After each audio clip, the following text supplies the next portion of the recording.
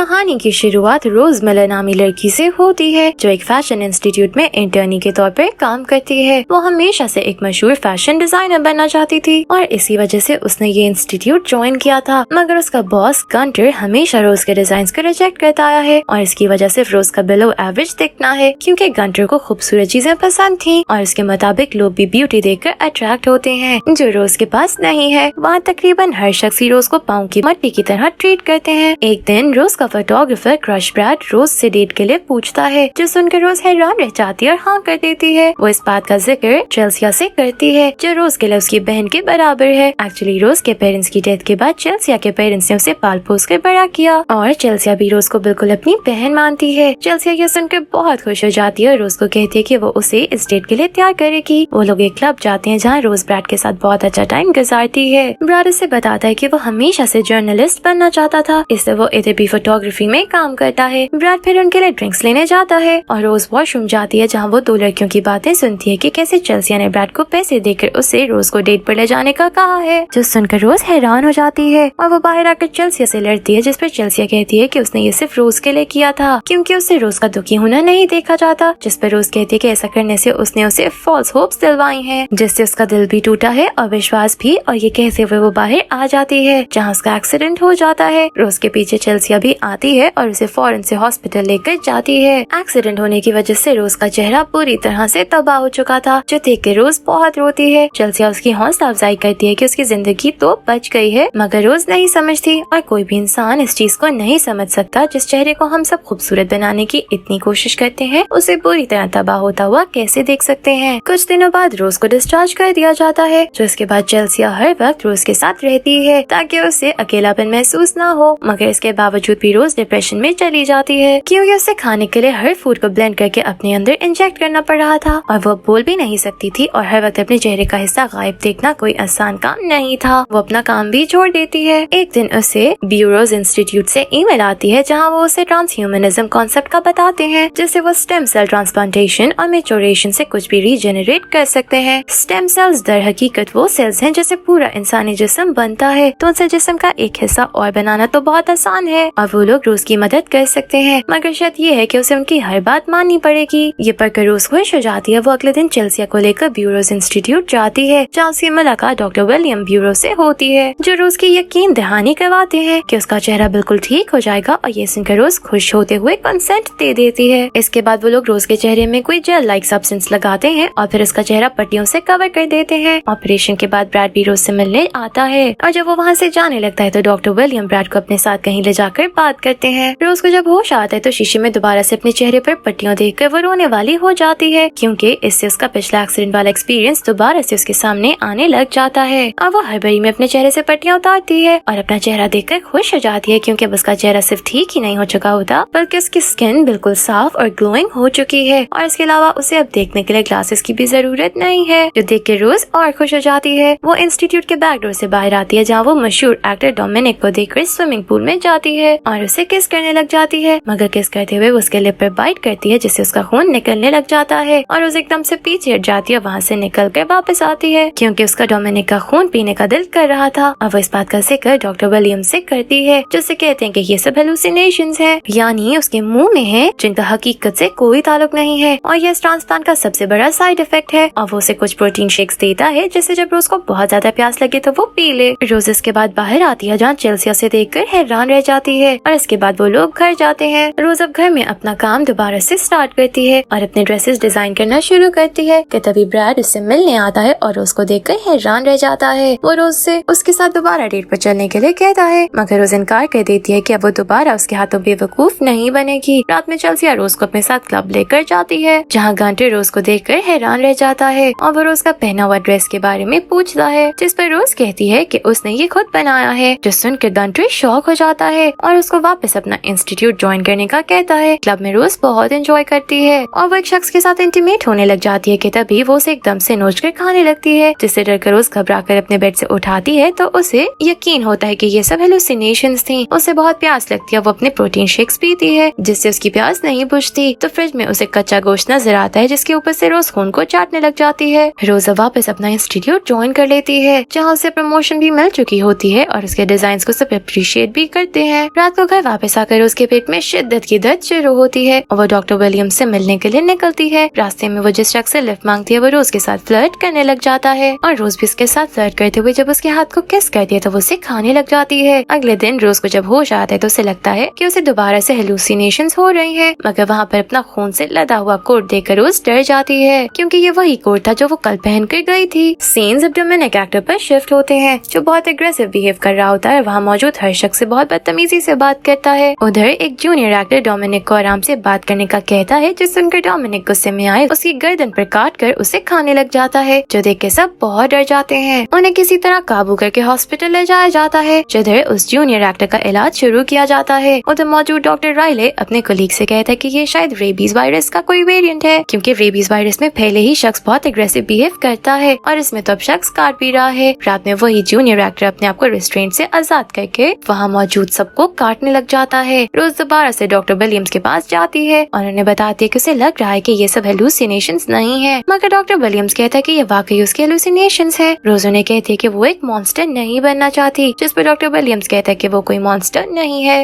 रोज वापस अपनी life continue करती है और उसके डिजाइन गंटर देखकर बहुत खुश होता है क्योंकि वो बहुत ही डिफरेंट है। उसके डिजाइन बिल्कुल डार्क थीम पर होते हैं, जिन्हें गंटर अपने फैशन शो के लिए अप्रूव कर देता है। गंटर के जाने के बाद उधर ब्रैड आता है जो रोज को अपने साथ डेट पर चलने का कहता है, मगर रोज इनकार करती है। ब्रैड उसे फुल कन्विंस करता है कि वो वाकई रोज को हमेशा से पसंद करता आया है और इसकी फीलिंग्स रोज के लिए जेन्युइन है, तो वो सुनकर रोज मान जाती है। रात को सोते वक्त रोज को नाइटमेयर आता है कि जहाँ वो अपने आप को एक मॉन्स्टर में कन्वर्ट हुआ देखती है, जिसके अंदर से कुछ टेंटिकल्स बाहर आ रहे हैं जिनसे वो लोगों को मार रही है, जिससे रोज अचानक से उठ जाती है और अपने आप को नॉर्मल देखकर बहुत रिलीफ महसूस करती है, मगर उसे अंदर ही अंदर डर भी लगने लग जाता है। रोज अब ब्रैड के साथ डेट पर जाती है, जहाँ बहुत सी बातें करने के बाद रोज जब पानी पीती है तो उसे अपने टंग के नीचे कुछ अजीब सा महसूस होता है और जब वो बाथरूम में चेक करने जाती है तो उसे अपनी जुबान के नीचे एक दांत मिलता है, जिसे देखकर रोज डर जाती है और वो डॉक्टर विलियम्स को फोन करती है, मगर उनका फोन आउट ऑफ रीच आ रहा होता है, जिस वजह से मजबूरन रोज नॉर्मल प्रिटेंड करते हुए बाहर आ जाती है और ब्रैड के साथ वापस बैठकर कॉन्वर्सेशन शुरू करती है। उतनी देर में उधर वही शख्स जिससे गाड़ी में रोज ने बाइट किया था वो शीशे तोड़ते हुए अंदर आता है और रोज पे अटैक करने लगता है, मगर ब्रैड फौरन से उस शख्स को काबू करके फायर एक्सटिंग्विशर से उसे मारता है, जिसे देख के रोज और भी इम्प्रेस हो जाती है। रोज वापस घर जाती है जहाँ से दोबारा से प्यास लगने लग जाती है और जब वो अपना प्रोटीन शेक पीने लगती है तो बॉटल उसके हाथ से नीचे गिरती है और इस बॉटल में प्रोटीन शेक के बजाय खून होता है, जिसे देखकर वो डर जाती है। अगले दिन रोज फैशन इंस्टीट्यूट जाती है जहाँ वो फैशन शो की तैयारी कर रही थी कि उन्हें कहीं भी चेल्सिया नहीं मिलती। उसे ढूंढते हुए रोज की अपनी हालत खराब होने लग जाती है। उतनी देर में उससे डॉक्टर विलियम्स की कॉल आती है जो उसे इंस्टीट्यूट में बुलाते हैं चेकअप के लिए, मगर रोज इनकार कर देती है कि वो फैशन शो छोड़कर नहीं आ सकती। रोज जब बैक डोर से बाहर आती है तो पेट में शिद्दत की दर्द होने की वजह से वो नीचे गिर जाती है और तड़पने लगती है, जिसको ऐसा देख के वहाँ खड़े दो शख्स उसकी वीडियो बनाने लग जाते हैं कि एकदम से एक टेंटिकल रोज के अंदर से बाहर आता है और उन्हें बाइट करता है। उतनी देर में उधर ब्रैड आ जाता है जो टेंटिकल को अपने कोट से कवर करते हुए रोज को वापस नॉर्मल होने का वेट करता है। वो फिर रोज को उठाकर अंदर लेकर आता है और उसे डॉक्टर विलियम्स के पास जाने का कहता है, मगर रोज इनकार कर देती है कि उसे चेल्सिया को ढूंढकर फैशन शो करवाना है क्योंकि उसके करियर के लिए यह बहुत जरूरी है। दूसरी तरफ रोज ने जिस शख्स को बाइट किया वो शख्स बिल्कुल डेड पर्सन की तरह खड़ा होता है और फैशन शो की तरफ बढ़ता है। सीन्स हॉस्पिटल में शिफ्ट होते हैं जहाँ जो लोग बाइट हो चुके थे उन्हें हॉस्पिटल में एडमिट किया जाता है और रेबीज की ट्रीटमेंट स्टार्ट की जाती है, जिससे उन्हें कोई इफेक्ट नहीं पड़ता। ये देखते हुए पुलिस और एडमिनिस्ट्रेटर स्टाफ क्वारंटीन लगाने का ऐलान करते हैं ताकि और लोग इस बीमारी में मुब्तला न हो। डॉक्टर राइले उन्हें क्योर करने के लिए भरपूर कोशिश करता है, मगर उनकी हालत में जरा सी भी इम्प्रूवमेंट नहीं आती और उन्हें इस बात की टेंशन होती है कि अगर उन पर दोबारा से एग्रेसिव होने का फेज आ गया तो वो फिर से सारे रिस्ट्रेंट्स तोड़ते हुए लोगों को बाइट करना शुरू कर देंगे। दूसरी तरफ फैशन शो स्टार्ट हो जाता है जहाँ चेल्सिया रोज का डिजाइन किया हुआ ड्रेस पहने मॉडलिंग करते हुए आती है, मगर उसके मुंह पर खून लगा हुआ देखकर सब घबरा जाते हैं और वो उधर बैठे गेस्ट्स को बाइट करती है और आखिर में गंटर को। रोज जब उसे रोकने जाती है तो पीछे से फायरिंग करके चेल्सिया को मार दिया जाता है, जिसे देख के रोज बहुत रोने लग जाती है। ब्रैड उसे डॉक्टर विलियम्स के पास लेकर आता है जो उन्हें चेकअप के लिए बुलाते हैं, मगर रोज रोने लग जाती है कि ये सब उसकी वजह से हुआ है और वो हेलुसिनेशंस नहीं थी बल्कि हकीकत थी